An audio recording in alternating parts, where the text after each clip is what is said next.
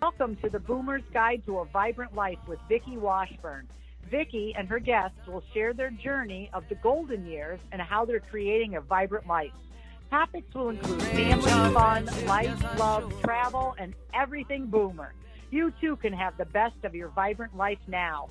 We are broadcasting from Global Voice Radio every week, and now here's your host, Vicki Washburn.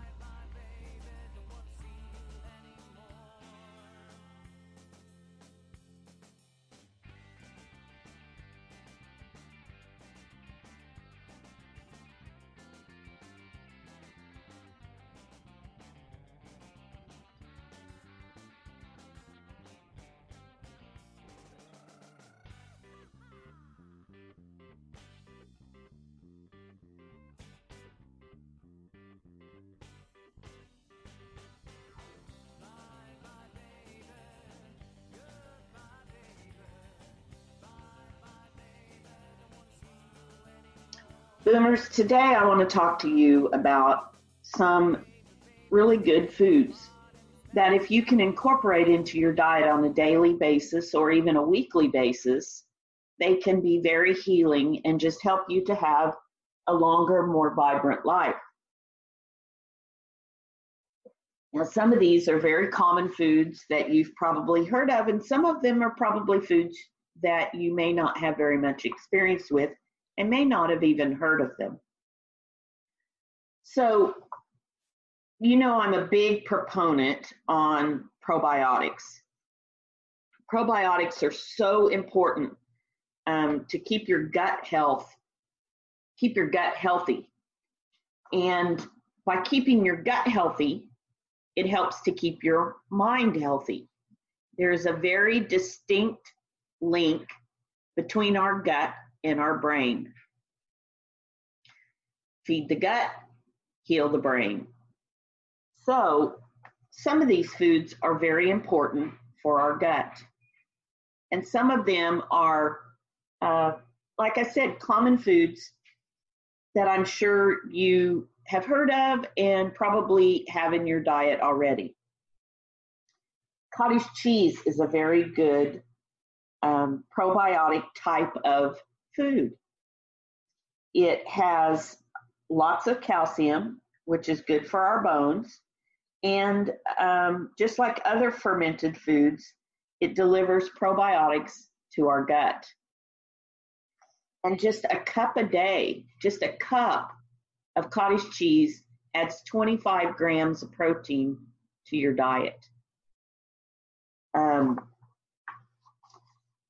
Kimchi. Now, this is one that you may not know much about. I have just recently become aware of it. I've tried a couple of kinds. I haven't really found the one that just speaks to me.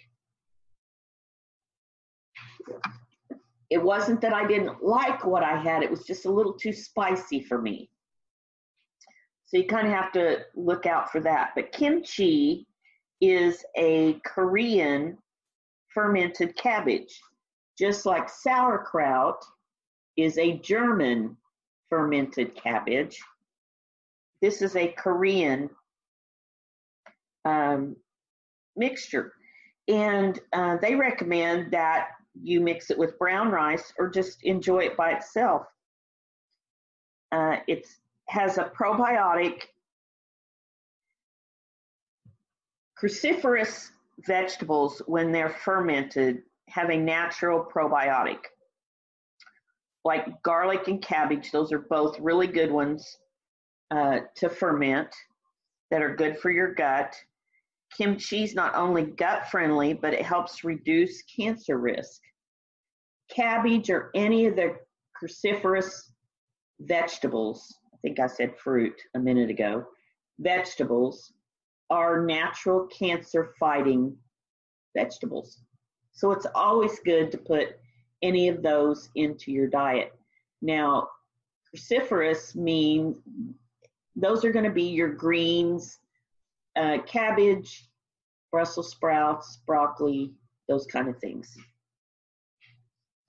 So kimchi is the Korean form of sauerkraut.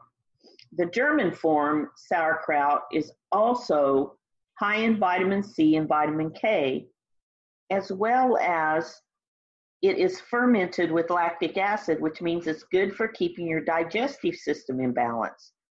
It also has lots of fiber and helps to boost your immune system. Garlic and cabbage are two things that help to keep your immune system strong. So those are good things to have in your diet on a regular basis. Artichoke. Artichoke, when you're picking an artichoke, pick one that's heavy and firm. Steam it for 20 to 40 minutes until you can pierce it easily with a knife. Pan roast baby ones in olive oil and remove the tough outer leaves before you do that. Now, artichoke is a prebiotic. It feeds the probiotics and helps them to grow and stay strong. It has high fiber, so it's filling. It encourages healthy gut bacteria and proper digestion. Again, another thing to just keep our gut healthy. Of course, we've all heard about yogurt. Yogurt is readily available. I know my mother had never eaten yogurt and didn't think she liked it. And then she was in the hospital for an extended period of time and on a ventilator and on antibiotics and on this and on that. And she got thrush, which is basically a yeast infection in your mouth. So we started feeding her yogurt, and she had never eaten it. Didn't think she liked it. But from that day on, she ate it almost every day. Yogurt is one of those things that is so easy to make yourself as well. So if you're trying to avoid the sugar that is in so many yogurts that you buy at the store, you can make your own. So simple. You simply take whatever kind of milk you want to use. I prefer coconut milk. Whatever kind of milk you want to use, you put a couple of you open a couple of probiotic capsules, put it in the milk, the probiotic. I stick it in the bullet, spin it around a few times just to get the probiotic mixed into the milk really good, because it'll clump because it's a powder. And then pour it into the jar, put cheesecloth over the top of it, let it sit on your counter for a couple of days. Yogurt, done. You can also, there are many great recipes if you have an Instant Pot where you can make it in your Instant Pot. The key to making it is that your milk has got to be room temperature. So before you make it, take the milk, whatever kind you use, if it's refrigerated, put it in the jar that you're going to make your yogurt in and let it sit on your counter and come to room temperature. It cannot be any colder than like 103 degrees, 108 degrees, something like that. But other than that, it is so simple to make, and you can make it sugar-free. And then later, when you eat it, you can add fruit, you can add honey, you can add whatever kind of sweetener you want to add to it if it's too bitter. When you make your own, it's great to use in place of sour cream or other things that you would use that type of a product for. It's a great substitute for sour cream. So the next food I want to talk about is miso. And this is one that I'm not terribly familiar with, and I have not incorporated in my diet much. I will get it every once in a while when I am out eating. It will be an ingredient in the food that I order. 1 tablespoon of miso packs a healthy dose of vitamin A. Miso is a fermented soybean-based paste, and it's used in a lot of Japanese cooking, in soups, It's great for a salmon marinade. Mix miso with ingredients like vinegar, soy sauce, and sesame oil. It's high in sodium, good sodium, but this gut healthy pick delivers good amounts of protein, calcium, iron, and magnesium. So just a tablespoon. So if you like Japanese food, then maybe you're using this in your meals. If not, maybe you do some research on it, see how you can add it. Pickles. Now, pickles are one of my favorites. I love pickles, especially bread and butter pickles. I love to make my own. My bread and butter pickles are kind of addictive. Buy pickles that are brined in salt water, not vinegar, and that will give you a good bacteria. Now, usually you're going to find those kind of pickles in the refrigerator case instead of on the shelf. So look for those, and they are going to have the beneficial bacteria that you need. Each spear offers vitamin K and vitamin A, which is important for blood and cell health, and potassium, vital for heart health. Just keep in mind that pickles tend to be high in sodium. So hopefully if it's in salt water, it is the good kind of sodium. If you don't know, iodized salt, Morton's, that thing in the blue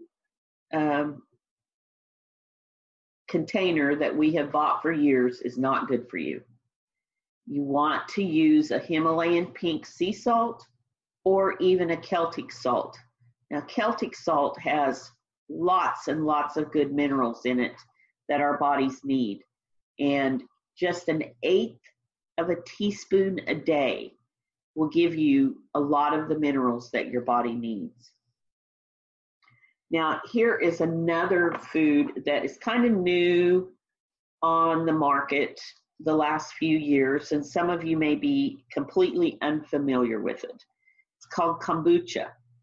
And what kombucha is kind of a fermented tea. And it's not kind of, it is a fermented tea. And then they add flavors to it. Sometimes it's just straight up fermented tea. But if you buy it in the store, many times it has flavors to it. And the flavors are really light. Like if you get a kombucha with pineapple, you'll taste the pineapple, but it's not a very strong pineapple flavor like you would get if you were drinking pineapple juice. It is loaded with B vitamins, folic acid, which is absolutely crucial for normal cell function. You can drink kombucha straight from the bottle. May take you a few tries to find one that you really like. If you know someone that makes their own, all the better. You can find one made by somebody that they're selling at the farmer's market. That's always a good option. Kombucha is fermented tea that contains some gases and small amounts of alcohol, just like fruit when it ferments, which gives it carbonation. That's kind of the fun part about it, is that if you're a carbonation addict, it's a good thing to try instead of soda, but it won't be nearly as sweet. It's full of probiotics and antioxidants that support the immune system. Sip it in moderation, though. It contains lactic acid, which in large amounts can build up in your bloodstream and actually not be good for you. So you don't want to get, a great big bottle and drink it all at once. It's one of those things that you sip, take little shots of here and there, and it's good for you. Bananas. Now, bananas don't really help your probiotic content, but they are high in potassium It improves the communication between the nerves and the muscles. Bananas increase your feeling of being full. So if you're dieting, it's a great thing. And it increases, it eases digestive issues because it has it's high in fiber. It has a lot of fiber in it. Now, if you're sensitive to potassium, you may not be able to eat bananas. I like bananas, but I just can't eat a whole lot of them. Another fun fact about bananas is that just one medium banana contains 20% of the recommended daily amount of vitamin B6 that we need. So see, there's so much of what we need that we can just get from food. And we end up on medications to correct symptoms, but not correct the root cause. So if you're dealing with something, if your doctor is telling you that you need a medication for something, whether that's high cholesterol or high blood pressure or high sugar or whatever, before you embark on that journey, I implore you to do a little research yourself, visit with your doctor, visit with a dietitian, visit with a nutritionist, visit with a naturopath, and see if there isn't a way to correct what is going on in your body with a change in food choices. There's just so many ways that we can correct our body's health by using foods or supplements that contain those key ingredients, but supplements that are made from food, not made from chemicals. Another really good food that we should all put in our diet on a daily basis, I think. It's one of the things I take a little shot of every day, and that's apple cider vinegar. You want to be sure and get the one that has the mother in it, which is what is used to turn it into vinegar. It's kind of the starter. There was a double-blind study where people who were obese had less belly fat and lower BMIs when they drank apple cider vinegar daily compared to a control group. Vinegar is made from fermented apple sugars. It's great as a salad dressing. It's great to use as, the thinner. If you have a mayonnaise-based salad dressing, vinegar to thin it. The acidic acid in vinegar aids in digestion. A 2009 study linked regular apple cider vinegar consumption with weight loss. The acid may turn on fat metabolism and help keep blood sugar levels normal. Experts recommend keeping total intake per day at or below 4 tablespoons. Now, I just take a little 1-ounce shot, which is about a tablespoon, maybe just a little bit more. It's probably right at that 4 tablespoons. Nowadays, you can get a Bragg's brand that has ginger in it and cinnamon and different flavors, which kind of helps to cut the vinegary taste. Another food that you may not be really very familiar with is tempeh. And tempeh is a protein made from soybeans, and you can use it instead of meat. Add it to stir fry with vegetables and healthy grains like brown rice, and it can be a full meal. 1 cup of tempeh has 31 grams of protein and 25% of your iron needs. this food is so good for your gut, and they believe it has anti-inflammatory and anti-tumor benefits. It also serves up a very healthy dose of monosaturated and polysaturated fats, which we all need in our bodies. Now, we all know about greens, and there are several greens that are really good for us. And I am going to try to get them all together here. Let me get my notes flipped around. So dandelion greens, beet greens, those are both good ones that are really full of nutrients. They're nutrient dense.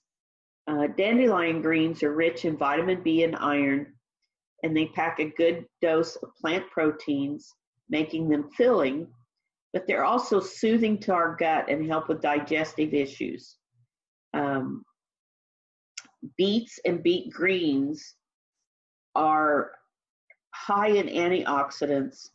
They have an amino acid called betaine, which studies have suggested reduce fat accumulation in the liver. They will also help keep you regular thanks to the high amount of fiber in them. Did you know that compounds in beets can lower your LDL bad cholesterol? I love beets. I especially love pickled beets. So you can get a 2-for-1 there because you can get the fermentation benefits and the benefit from the actual beet. Onions are another thing, and I love onions. I love onions in everything. Onions are one of the prebiotic foods. They pack lots of fiber. They have healthy bacteria for your gut. They're rich in sulfur, which they believe may help fight cancer. And the sulfur in them helps to fight inflammation. Another great food is leeks. Now, leeks is one of those things you've probably heard of, but probably not used a lot of times. They are kind of like an onion, but bigger, a little bit different flavor. Used in soups a lot. I like to cook with them. Sometimes I just grab them to throw in a dish. Just one leek will supply you with 1/3 of the vitamin A that you should have in a day. Just one leek. Leek soup is a great way to get leeks into your diet, which is kind of like an onion soup. Not as strong. They are not as strong as an onion. Leeks are high in fiber and manganese, a nutrient that produces digestive enzymes. It's a prebiotic. They help nourish good gut bacteria and keep the digestive system balanced. I love leeks. I love to just grab them just to throw in salads or, like I said, soups, sometimes in stir fries. Sometimes if I just have some laying around, I'll throw them in potato dishes. Just I use them a lot of times the same way that I would use scallions or onions, just to throw them in there. Now, amaranth is an old, ancient grain that we don't hear too much about anymore. You will see it in some health food breads once in a while. You just don't see it readily available like it used to be in ancient times. Like I said, it's an ancient grain that was used extensively in ancient times. It's great to use in place of your morning oatmeal topped with berries. Though it's thought of as a grain, amaranth, like quinoa, is actually a seed. It is also a complete protein, which means it has a lot of amino acids the body needs. The amino acid lysine may have anti-inflammatory effects on our gut lining. And L-lysine is the supplement that is recommended if you deal with cold sores or the herpes simplex virus that causes cold sores. If you take the supplement L-lysine, it is supposed to help reduce the times that you get those. So Amaranth is a great thing to get lysine into your system, and it's naturally gluten-free. You will see breads made out of amaranth. If you just look at your health food store, I don't know that you'll find amaranth bread in normal grocery stores, but you possibly could. I'm about out of time here, and there's just a few more foods I want to tell you about that are good for your gut. We're just talking about gut health today. Cardamom. Now, cardamom is something I had not ever heard of until I fell in love with chai tea. And one of the flavors in chai tea is cardamom. Ground cardamom can be added to any recipe that you might add cinnamon to. It's a fragrant spice. It has both sweet, it can work both in sweet and savory dishes. There's not a lot of scientific research on cardamom, but natural health experts recommend a pinch of this spice in your oatmeal or tea to help ease digestion. 1 tablespoon of cardamom equals 80% of the recommended daily amount of manganese, which bolsters bone health and helps to ease PMS symptoms. Now, I know most of us are probably not dealing with PMS too much anymore, but it can still help with bone health. Asparagus. I love asparagus. Asparagus is so good, steamed, fried, grilled. If you don't eat asparagus, you really should. It is just so good for you. It's high in fiber. It's another one of those prebiotic foods that helps to feed the healthy bacteria in your gut. It is also great for fighting inflammation. It helps your body to absorb calcium. It's a delicious source of folate, which is a type of B. It's proven to reduce birth defects. Again, something I know we don't need to worry about at our age. My personal favorite way to make asparagus, which you may not have tried, is I take a little bit of coconut oil and I put my asparagus, I chop it up and put it in the coconut oil and fry it until it's a little bit caramelized, not terribly, and then I just eat it. Either that or I like it just cooked enough where it's al dente, and I throw it in eggs, I throw it in salads. I love asparagus.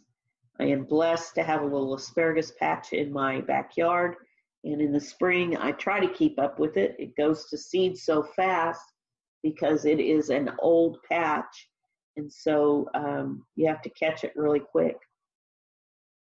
And the last thing I want to talk about today is Parmesan cheese. Now, you would not think that Parmesan cheese would probably be one of those things that's good for your gut, but a 2017 study found that people who ate a little bit of cheese every day were less likely to develop heart disease or have a stroke compared to those who rarely or never ate cheese. Parmesan is one of the fermented cheese. It contains lactic acid bacteria, which can create gut-healthy probiotics. It contains important nutrients like protein and calcium. And of course, we all know that Parmesan cheese is good on bread or popcorn or on top of our spaghetti, or just there's 1,000 places you can use Parmesan cheese. So I hope that you have benefited today with some information on some foods that can help you with your gut health, which helps with brain health.